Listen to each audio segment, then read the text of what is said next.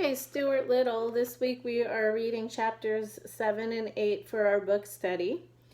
Chapter 7 is called The Sailboat Race. When the people in Central Park learned that one of the toy sailboats was being steered by a mouse in its sailor suit, they all came running. Soon the shores of the pond were so crowded that a policeman was sent from headquarters to announce that everybody would have to stop pushing, but nobody did. People in New York like to push each other.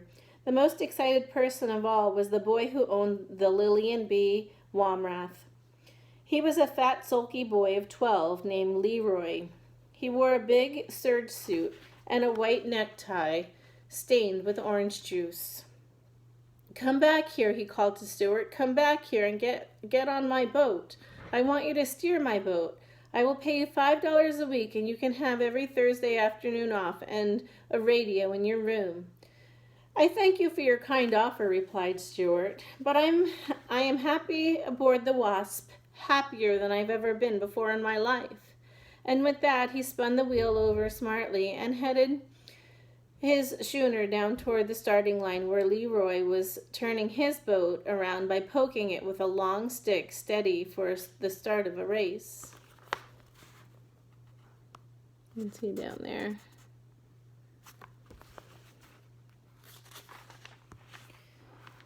"I'll be the referee," said a man in a bright green suit. "Is the Wasp ready?" "Ready, sir," shouted Stuart, touching his hat. "Is the Lillian B. Womrath ready?" asked the referee. "Sure, I'm ready," said Leroy. "To the north end of the pond and back again," shouted the referee. "On your mark, get set, go!" "Go!" cried the people along the shore. "Go!" cried the owner of the Wasp. "Go!" yelled the policeman.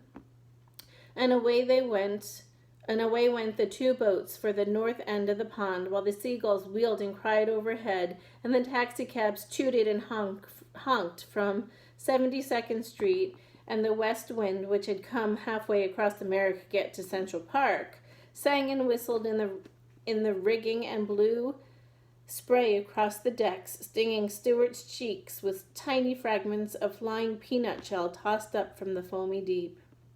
"This is the life for me," Stuart murmured to himself. "What a ship! What a day! What a race!" Before the two boats had gone many feet, however, an accident happened on shore. The people were pushing each other harder and harder in their eagerness to see the sport, and although they didn't mean to, they pushed the policeman so hard they pushed him right off the concrete and into the pond.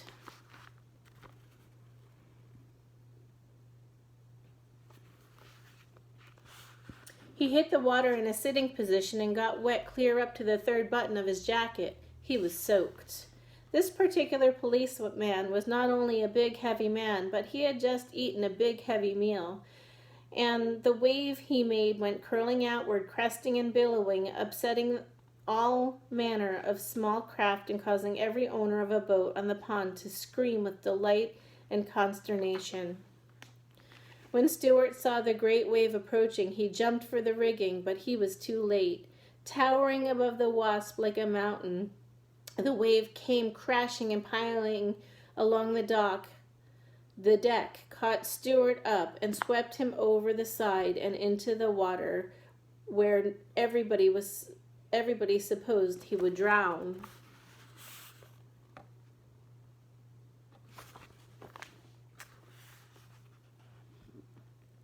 Stuart had no intention of drowning. He kicked hard with his feet and thrashed hard with his tail, and in a minute or two he climbed back aboard the schooner, cold and wet but quite unharmed. As he took his place at the helm, he could hear people cheering for him and calling. You can see him down here, getting back on the boat. "Atta mouse, Stuart, atta mouse." He looked over and saw that the wave had capsized the Lillian B. Womrath, but that she had righted herself and was sailing on her course close by. And she stayed close alongside till both boats reached the north end of the pond. Here Stuart put the Wasp about, and Leroy turned the Lily around with his stick, and away the two boats went for the finish line. "This race isn't over yet," thought Stuart. The first warning he had that there was trouble ahead came when he glanced into the Wasp's cabin and observed that the barometer had fallen sharply. That can mean only one thing at sea: dirty weather. Suddenly a dark cloud swept across the sun, blotting it out and leaving the earth in the shadow. Stuart shivered in his wet clothes. He turned up his sailor blouse closer around the neck, and when he spied the Wasp's owner among the crowd on shore, he waved his hat and called out, "Dirty weather ahead, sir. Wind backing into the southwest. Seas confused. Glass falling." "Never mind the weather," cried the owner. "Watch out for flotsam dead ahead." Stuart peered ahead into the gathering storm, but saw nothing except gray waves and with white crests. The world seemed cold and ominous. Stuart glanced behind him. There came the sloop, boiling along fast, rolling up about wave and gaining steadily. "Look out, Stuart! Look out where you're going!"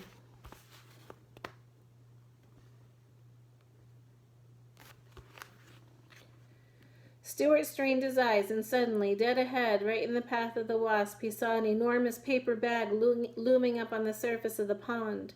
The bag was empty and riding high, its open end gaping wide like the mouth of a cave. Stuart spun the wheel over, but it was too late. The Wasp drove her bow sprit straight into the bag, and with a fearful whoosh, the schooner slowed down and came up into the wind with all sails flapping. Just at this moment, Stuart heard a splintering crash, saw the bow of the Lilian plow through his rigging, and felt the whole ship tremble from stem to stern with the force of the collision. "A collision!" shouted the crowd on shore. In a jiffy, the two boats were in a terrible tangle. Little boys on shore screamed and danced up and down. Meanwhile, the paper bag sprang a leak and began to fill. The Wasp couldn't move because of the bag. The Lilian B. Womrath couldn't move because her nose was stuck in the Wasp's rigging. Waving his arms, Stuart ran forward and fired off his gun. Then he heard, above the other voices on the shore, the voice of the owner of the Wasp yelling directions and telling him what to do. "Stuart, Stuart, down jib, down stay sail."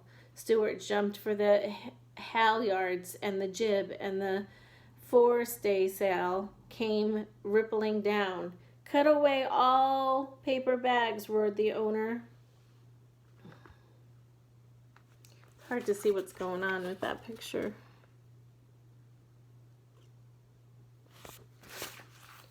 The bag is over the boat. Stuart whipped out his pocket knife and slashed away bravely at the soggy bag until he had the deck cleared. "Now back your foresail and give her a full," screamed the owner of the Wasp. Stuart grabbed the foresail boom and pulled with all his might. Slowly the schooner paid off and began to gather headway. And as she heeled over to the breeze and rolled her rail out from under the Lilian's nose, shook herself free, and stood away to the southward. A loud cheer went up from the bank. Stuart sprang to the wheel and answered it. Then he looked back, and to his great joy he perceived that the Lilian had gone off in a wild direction and was yawing all over the pond. Straight and true sailed the Wasp, with Stuart at the helm. After she had crossed the finish line, Stuart brought her alongside the wall and was taken ashore and highly praised for his fine seamanship and daring.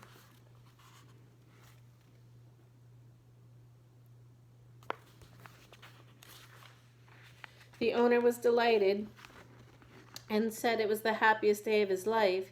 He introduced himself to Stuart, said that in private life he was Dr. Paul Carey, a surgeon-dentist. He said model boats were his hobby and that he would be delighted to have Stuart take command of his vessel at any time. Everybody shook hands with Stuart, everybody, that is, except the policeman, who was too wet and mad to shake hands with a mouse. When Stuart got home that night, his brother George asked him where he had been all day. "Oh, knocking around town," replied Stuart.